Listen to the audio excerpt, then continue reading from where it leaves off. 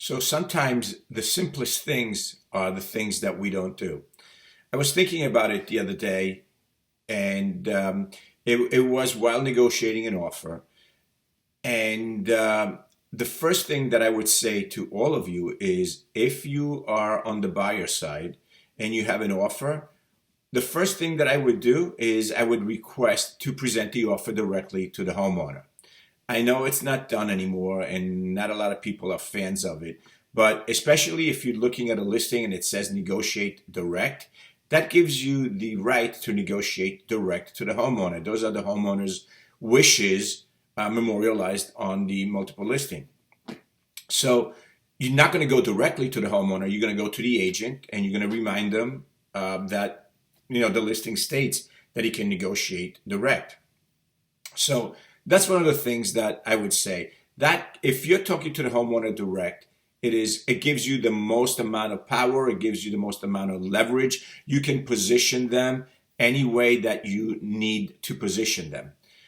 For example, while you are negotiating with the homeowner direct, you can also talk to them about, I don't know if you guys remember the love letters that people say are fair housing violations. They're not, okay? But you can you can actually tell the homeowner, well, these are the people, they're nurses, he's a nurse, she's a teacher, he's a police officer, she's a firewoman, anything like that. And you can tell them they earn blah, blah, blah. It's different coming from you because you're an advocate for the buyer. So you're going to spin your offer in the most positive way, obviously. And you're going to make the buyers endeared to the seller, okay?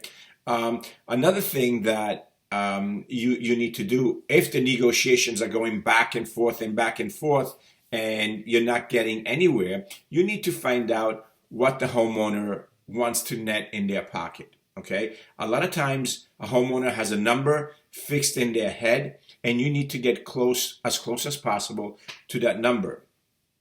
Things that I found very helpful are things like this.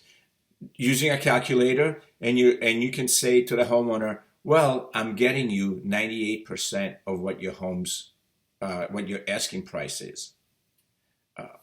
When you put it in those numbers, they realize 98% is great, 95% is great, okay?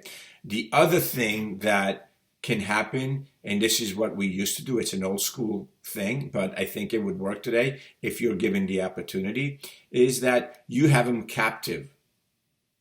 You have them captive. If you are in their home and you're negotiating the offer, all you have to do is, excuse me a second, let me go and call my buyers and see what they're going to do. And you can put the deal together right there and then. Again, it's not done. It's a lot more effort, but guess what? If you are in person to person, you can develop a relationship for that moment, okay?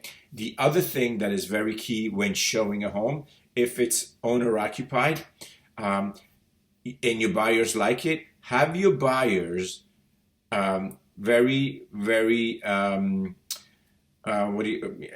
thinking of the word, very subtly make friends with the seller. Become nice to the seller if they're in the same house.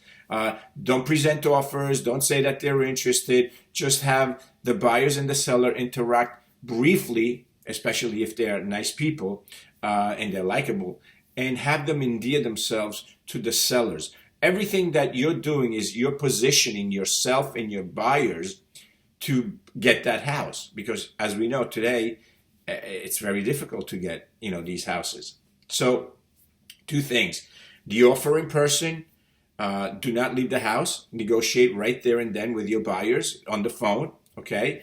Ask the seller if they want to think about it, and if they say I do want to think about it, I said okay, I'll go in the room next door and I'll call my buyers while you guys are deliberating, especially if they're both sellers are in the room. And when it comes too tight, find out what the net that that seller wants and get to that number and as close that you can, and use percentages. So those are my tips.